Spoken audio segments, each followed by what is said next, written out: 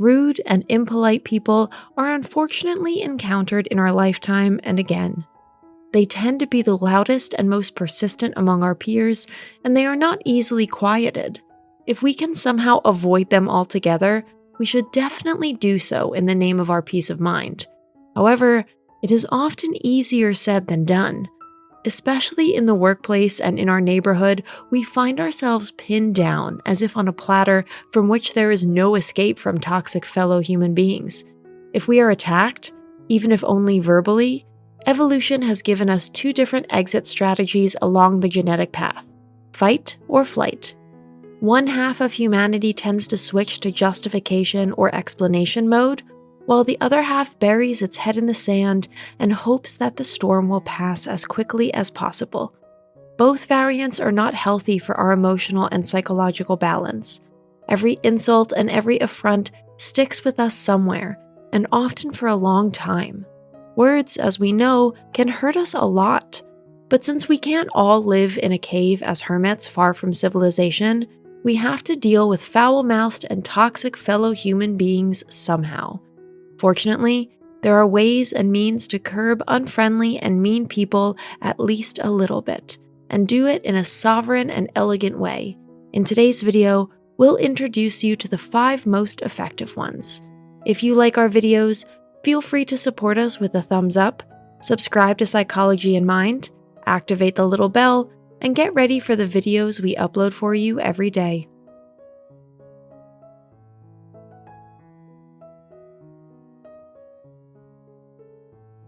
Number 1. Yes, you're right. Wait, what? Our adversaries and we ourselves would probably least expect this reaction. Responding to scolding and shaming with approval requires a certain amount of inner strength and composure.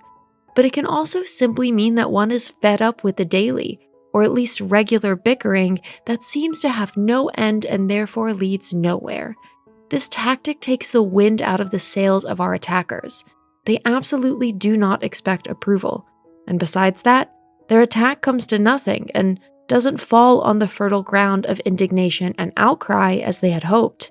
Here, the smart ones just give in, no matter what the issue is. Our peace of mind must sometimes simply be worth it to us to prefer defense over the offense. Number 2. Stop. This response probably comes to mind most often, and it comes from the bottom of our hearts. Before we keep swallowing all our anger and risking a stomach ulcer or worse, sometimes we just have to pull the lever. Explaining to your aggressor in no uncertain terms that this conversation is now over may be the most healing and honest of the methods presented here. However, it is not always applicable without loss of face and fear of consequences. For example, in a professional context. What makes these responses so healthy for us is that we regained control of the situation. We made it clear, no one is allowed to speak to us like that. No one is allowed to treat us badly. Unfortunately, the other side of the coin is that we are adding fuel to the fire with this response. We give our opponents immense pleasure and show them that their poison dart has hit the mark. Number 3, if you can't convince them, confuse them. Another effective tactic to declare war on the sourpusses and the venom slingers without having to switch to the exhausting and undignified fighting mode is the friendly confusion game. If you manage to respond to a verbal rapid fire with a smile, or even better, a frivolous wink, you pull the plug on this unfriendly conversation entirely without words. The opposite party will be perplexed and won't understand what's happening at all. For advanced players, this method can be played one level higher. No matter what the insult or stupid saying is that others absolutely have to throw out, answer from the bottom of your heart with a sentence that makes no sense, preferably with a well-known quote.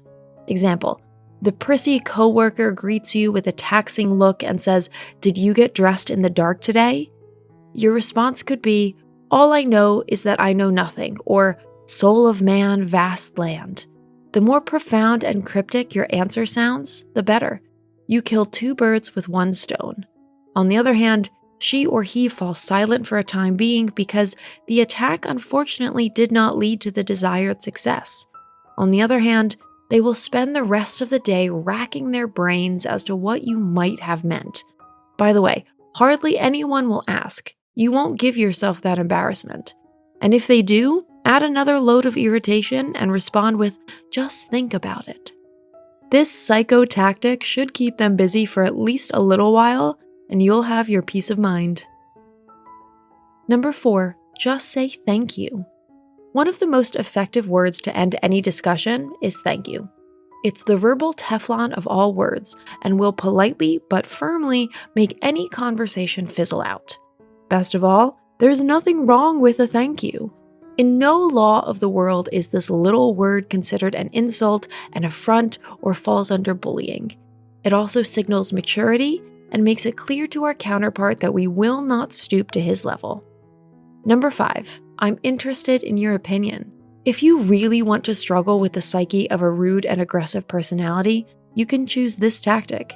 It requires a tremendous amount of fortitude and inner strength, but may be worth it in the end.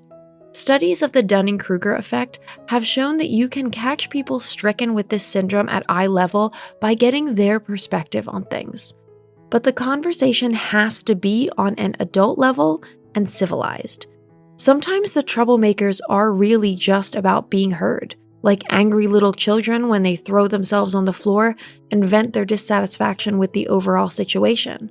Responding to the other person and calmly listening to what he or she has to say about a particular point of view can actually prove to be the holy grail of conflict management in the mid to long term. But it can also backfire. If the bad person does not expect this appreciative reaction, he or she will have no choice but to retreat. The choice between flight or fight would then be elegantly returned to the opponent. Today's conclusion: the wise stop to reflect. The sad truth with regard to toxic fellow human beings is, to have a factual conversation with them among adults is mostly a futile effort. They just want to spout their poison and double down on their bad mood by sharing it. The amount of St. John's wort teas and valerian drops from the pharmacy that would be necessary to calm some of our fellow human beings would be impossible to obtain. We can't help it that we take their spiteful and derogatory comments so much to heart, and we can't change them. What we can do is to think about our attitude towards them. Offering minimal attack surface and hardly any reactions to their nastiness is the only way to keep them in check to some extent. The only way to win here is to refuse to play. That's it for today. Thanks for watching. Did you find this information helpful? Do you have experience with it?